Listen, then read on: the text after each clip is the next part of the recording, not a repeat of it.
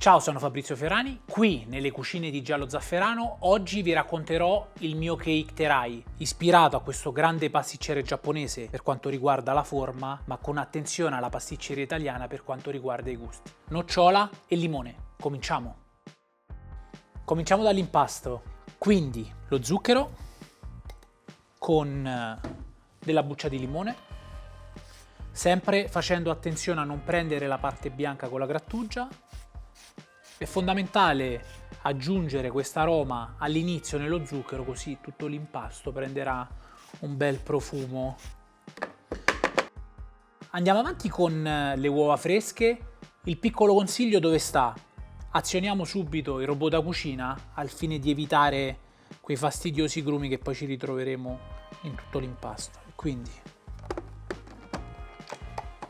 prima velocità, non dobbiamo montare l'impasto, lo dobbiamo solo sbattere energicamente. Facciamo sciogliere completamente lo zucchero, l'impasto sarà molto rapido. Andiamo ad aggiungere la farina che abbiamo precedentemente setacciato, il lievito chimico naturalmente e il sale.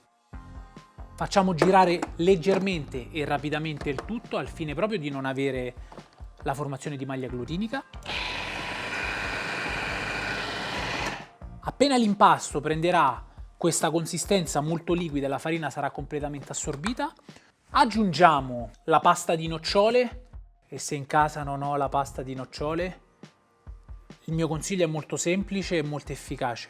Nello stesso robot, naturalmente ben pulito e asciutto, voi prendete delle nocciole tostate, le fate frullare e otterrete un prodotto meno raffinato di questo in termini di consistenza, ma sicuramente molto interessante, che può sostituire tranquillamente una pasta di nocciole molto fluida come questa che io vado a utilizzare.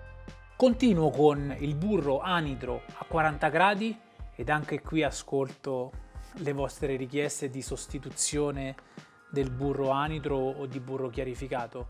Possiamo sostituire questo prodotto con un altro grasso in purezza e quindi con dell'olio di riso piuttosto che dell'olio di semi di arachidi.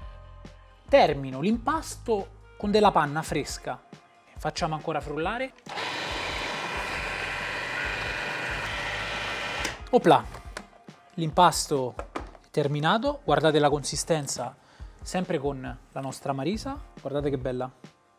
Ora lo trasferisco in un sac à poche. Siamo pronti per foderare il nostro stampo. Lo ungiamo leggermente con del burro spray.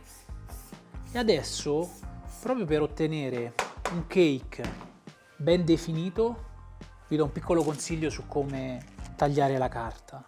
Inseriamo della carta forno all'interno, facendo attenzione a non avere delle grinze, e poi negli angoli andiamo a tagliare con un coltello ben affilato.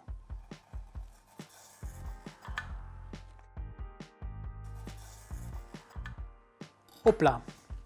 Siamo pronti per versare col sac à poche 350 grammi di impasto in ogni stampo da cake.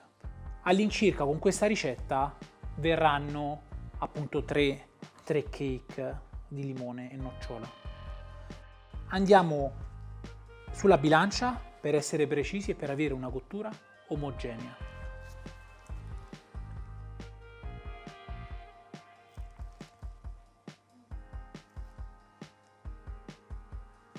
Opla!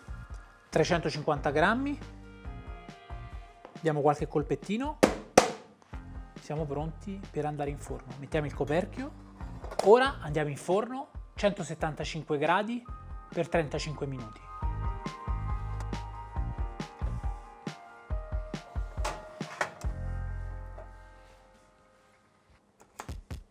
Durante la cottura del cake il mio consiglio è quello di preparare la glassa croccante al cioccolato completamente sciolto, dell'olio di riso e dei pistacchi per avere quella croccantezza super piacevole che voglio ottenere appunto nel nostro cake. Andiamo ad amalgamare gli ingredienti in una maniera molto semplice, vedete, fino a ottenere un risultato molto filoso come questo. L'utilizzo dell'olio di riso mi permetterà di ottenere una glassa sì croccante per la quantità importante di cioccolato, ma perfetta al taglio, che proteggerà, è un po' intrinseco nelle caratteristiche delle glassi, il mio cake. Ci siamo, il forno ci ha chiamato, opla. Sempre con attenzione, prendiamo il cake e andiamo direttamente su una piccola griglia che ci siamo preparati prima. Opla. Un profumo di nocciola di limone incredibile e lo andiamo a girare sottosopra proprio per estrarre il cake dallo stampo. E voilà.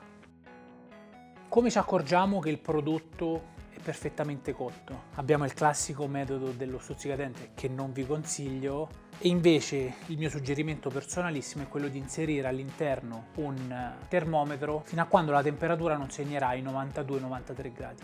Abbiamo come punto di riferimento gli 89 gradi, che è la temperatura di cottura della farina, a cui però andiamo ad aggiungere 4-5 gradi per essere sicuri di avere un prodotto perfettamente cotto ma allo stesso tempo morbido.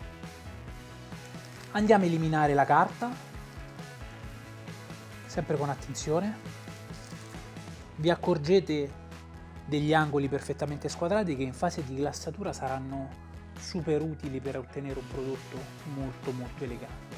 A questo punto, per preservare tutta l'umidità all'interno, andiamo a congelare il nostro cake.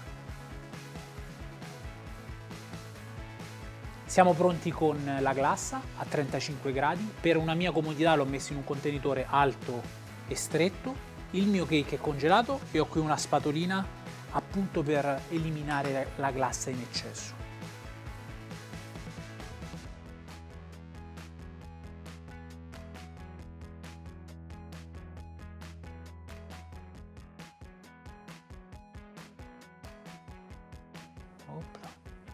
Ci aiutiamo battendo leggermente il prodotto. Il nostro cake è pronto, abbiamo eliminato tutta la glassa in eccesso, è perfettamente coperto e adesso andiamo sul nostro piatto da portata.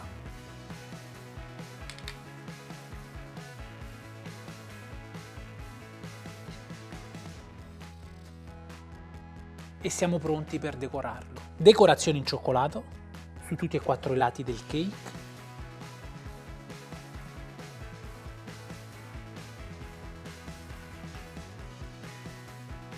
Della buccia di limone candito,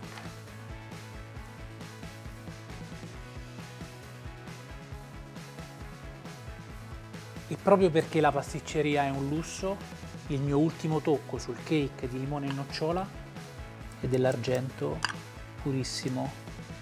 Il lusso è superfluo, ma come ci insegna Oscar Wilde, non c'è niente di più importante del superfluo. Grazie mille, vi aspetto qui con la prossima ricetta nelle cucine di Giallo Zafferano.